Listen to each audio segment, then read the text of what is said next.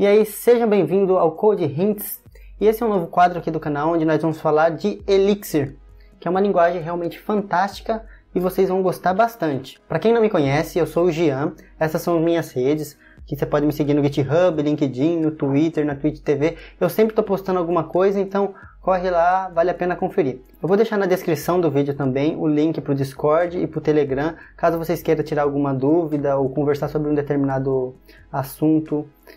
Eu vou deixar o link aqui, beleza? Bom, para nós conhecer bem o Elixir, é necessário nós entender um pouco sobre o Erlang. Erlang é uma linguagem criada pela Ericsson em 1980.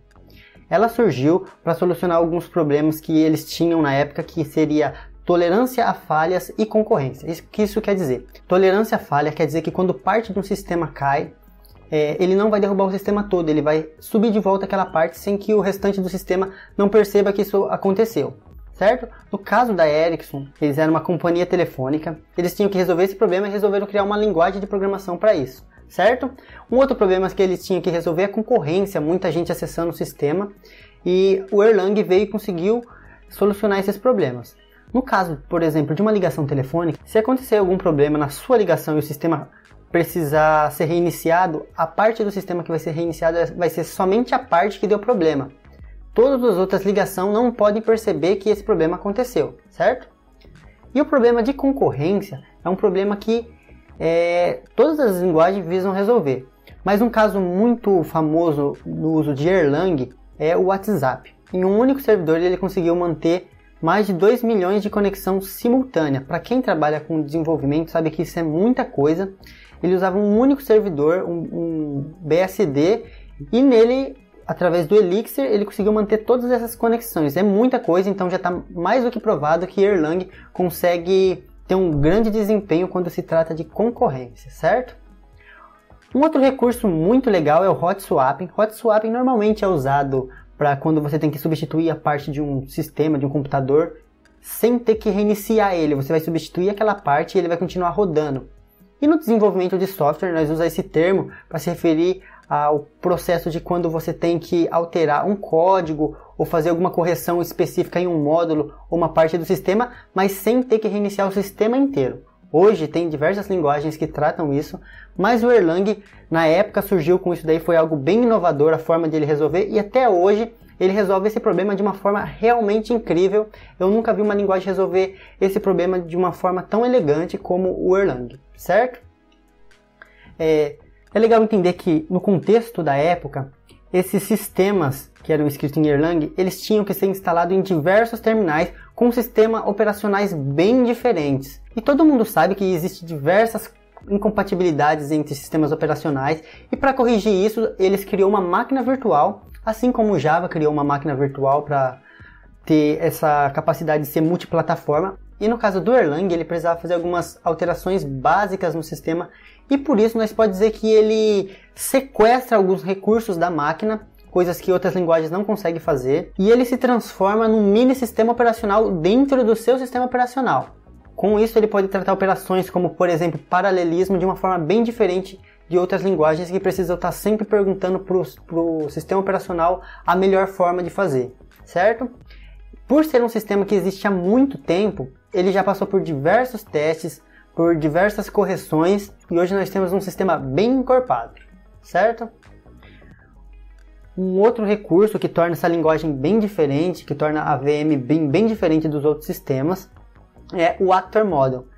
No caso do Erlang, ele sobe o seu sistema com diversos processos separados, e cada processo ele não tem acesso direto ao outro processo. Quando eu preciso acessar um outro processo para pegar alguma informação ou passar alguma informação, eu vou fazer a comunicação através de mensagens, que é um sistema interno do Erlang. Isso traz algumas vantagens, como por exemplo, ele não vai ter diferença entre comunicações de processos na máquina local ou alguma outra máquina que esteja em um outro computador na mesma rede. Ele vai conseguir fazer essa comunicação de forma muito rápida e muito elegante. Nós vamos ver um pouco disso também, vocês vão se interessar bastante por esse recurso, certo? Depois de entender o básico sobre o Erlang, que foi realmente o básico, ela é uma linguagem que tem muito mais coisa do que isso que eu falei, eu estou abordando isso de uma maneira bem geral, e com o decorrer do nosso curso nós vamos entender isso de forma mais fácil. Um dos problemas quando você começa a estudar Erlang é a sintaxe. Eu vou falar que é o principal dos problemas.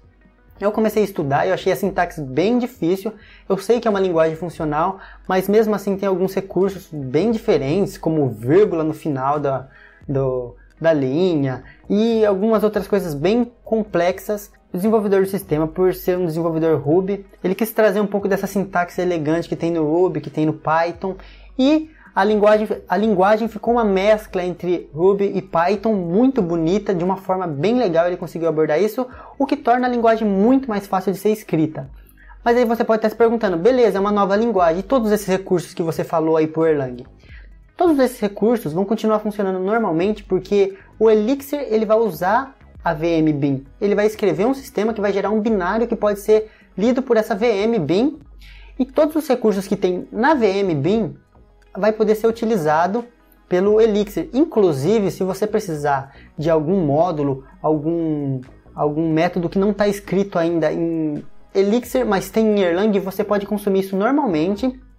E tem também formas de você escrever módulos ou algumas funcionalidades por Erlang ou por Elixir, usando outras linguagens, como por exemplo o C, C++, você consegue desenvolver isso de uma maneira bem legal.